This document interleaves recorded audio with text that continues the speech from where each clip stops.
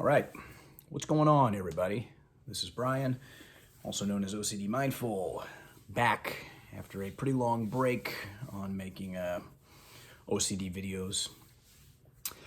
Truth is, I have been working with a lot of people, and there is so much content out there on my channels that I feel like a lot of it is repetitive.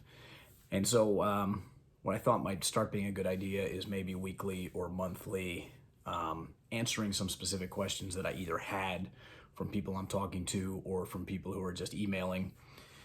And there is no shortage of questions. So today I'm just going to go through a list of 5 questions that I think are worth discussing today.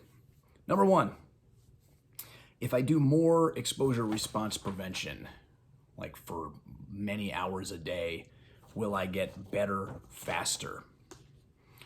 Okay, for my OCD treatment savvy people out there, I think you probably know what I would say to this.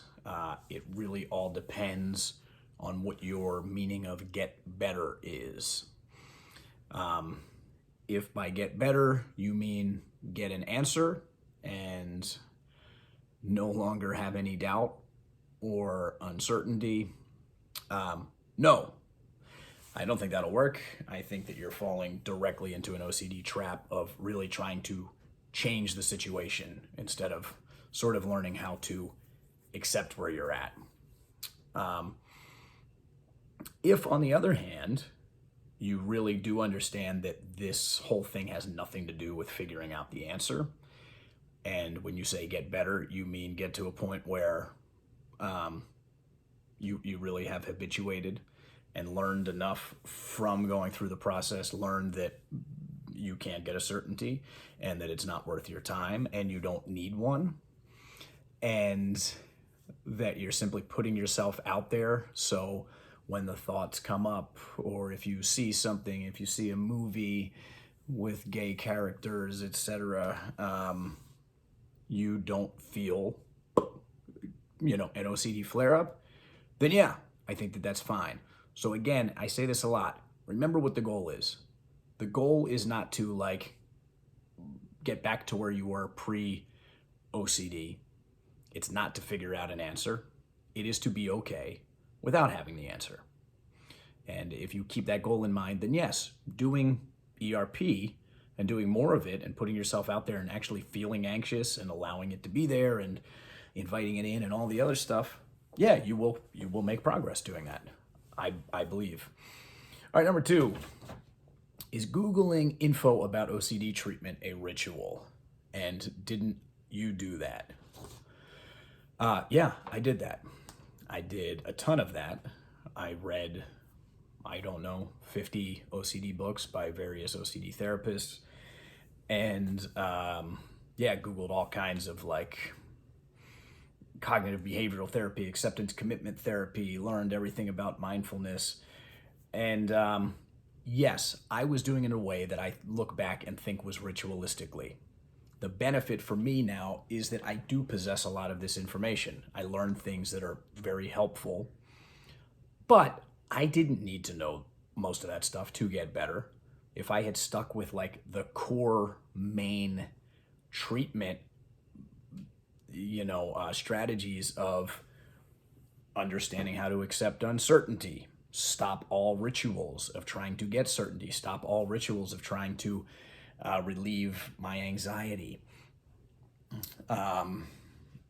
understood concepts of inviting everything that comes in, whether it's good feeling or bad feeling, anxiety, shame, doubt, fear, joy, keeping the same attitude for all of that stuff, recognizing that it came up, inviting it to be there, not pushing it away, then yeah, I think I could have made just as much progress without having to read thousands of hours worth of information.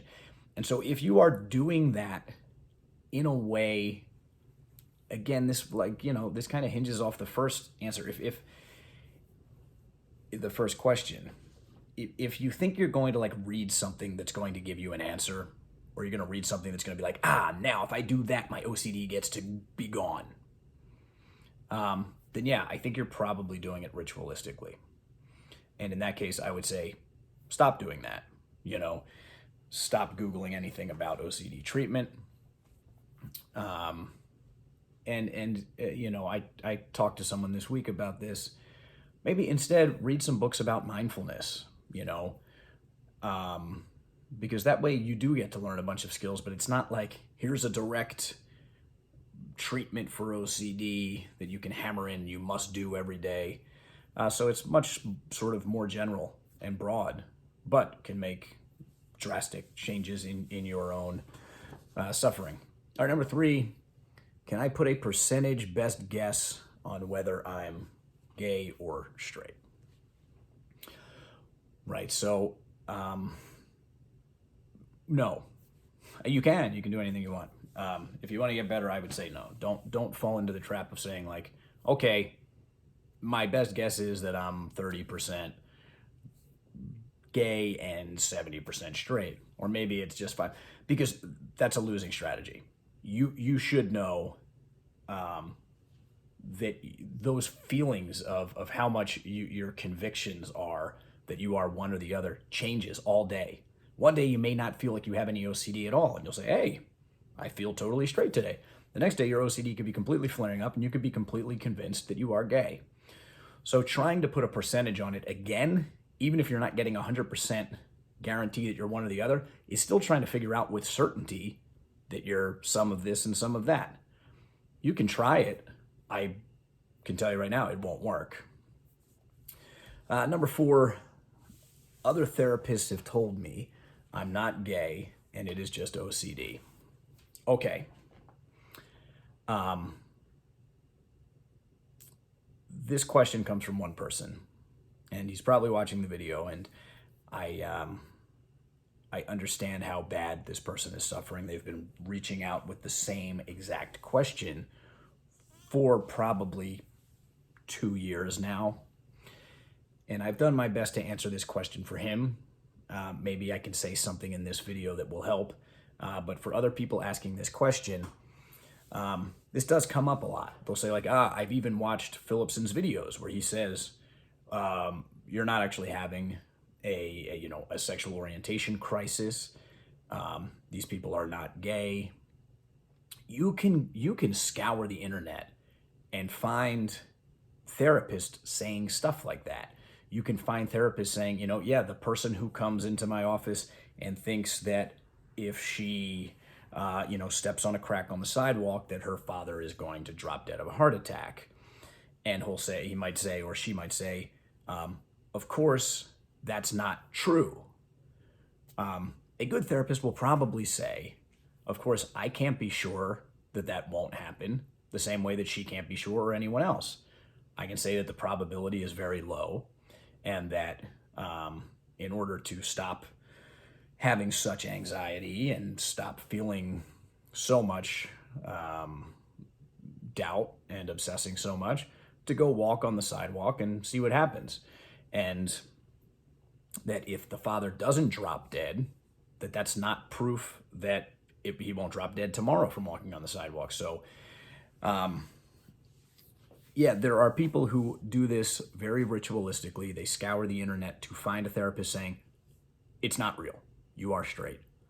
Okay, well, how would any therapist who you haven't met in person and spent a good amount of time with have any idea what your sexual orientation is? People write to me all the time that I've never even met. And they say, am I gay or am I straight? I say, how would I know that? No one knows that about you. What is true is that most of the time, people who have OCD, it is OCD. They're obsessing about it, and they're doing compulsions. It feels very real, but it's just OCD. That's no guarantee that it's not. And I've repeated this over and over to this person, that you are undermining the entire process of treatment if your therapist just tells you straight up the first time you sit in there, look, you're not gay. It's just OCD. Because then what do they say after that? Okay, now we have to accept the possibility that you might be gay, that you can't get an answer to it. Okay, well, why send mixed signals like that? Okay, I think that the best thing would be to tell someone, yes, most people with OCD, it is just OCD. But in order to get better, we have to accept the possibility that it's not OCD, and that people who have had different forms of OCD, their fears have come true.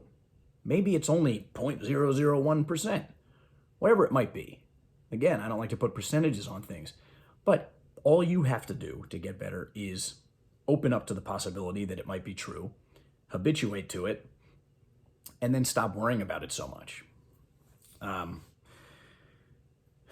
So yeah, I'd be careful. If you are seeing someone, and I've had a bunch of people that have come to me after they've worked with therapists for months or even years that tell me their therapist tells them on a weekly basis that they're not gay, or they're like the straightest person that they've ever seen. And I'm like, gee, I wonder why you're not getting any better. And if that worked, why does the person still need to go to therapy the next week? Right? The problem is solved. Okay, it doesn't work. I wish it did. I seriously wish it did. The first 3 therapists I saw before I realized this was OCD that told me exactly that would have been great. I would have saved myself thousands upon thousands of dollars, and thousands of hours of research, and thousands of hours of suffering. But that doesn't work. It just doesn't work. Okay, moving on. Number 5, how do I get my sex drive back? Okay, if you are in the throes of HOCD, you are aware of the reality that most of us find that we lose our libido, right? And this could be for a number of reasons. 1, it could just be the anxiety itself. 2, it could be the worry about if I hook up with someone else, or even if I'm dating someone and we have sex, the thoughts are going to pop in, it's going to ruin the experience. Or if I go out and meet someone, isn't that sort of a ritual because I'm testing out to see if I'm actually aroused by it and everything else. Look, the only strategy I can have here is this kind of worry, like the worry that my sex drive is gone and is never going to come back. There's nothing you can do to guarantee that that's not true. This falls right in line with other OCD thoughts. And just because you have one main OCD theme doesn't mean you have a bunch of OCD worries underneath it that should be treated the exact same way, with the acceptance of uncertainty and perhaps even having to do exposures and response prevention for those things, right? So, take the example of I need to make sure I have a sex drive. It's another reason people who lose their sex drive, their OCD can even get worse because they're like, well, now this must be true. I don't have a sex drive, so now it must really be true. And then they'll go do some ritual. They might watch girl-on-girl porn, or if they're a girl, they might see if they feel aroused by looking at hot men on the internet, whatever. There's a bunch of ways you can ritualize to feel like you got your sex drive back. My best advice would be when that feeling comes up, and it came up for me all the time when I was dealing with this, look at it like it's a cloud in the sky passing by and say, I feel like I have no libido today. I'm not going to do a damn thing to try to rev it up, to try to ignite it, to try to make sure it's not gone forever. I'm going to invite the thought in that maybe this lack of sex drive right now is evidence that I'm actually gay. And I'm going to live with the possibility that I'm never going to get a sex drive back, which means maybe not only do I never get to know if I'm gay, but maybe I have to live the rest of my life with no sex drive. I'll just be asexual. And then do nothing about it. Just watch it, invite it in, and watch what happens. All right. Hey guys, hit me up. Leave comments if you want here. And subscribe if you're looking for more OCD, no BS content here. And definitely zero reassurance from me.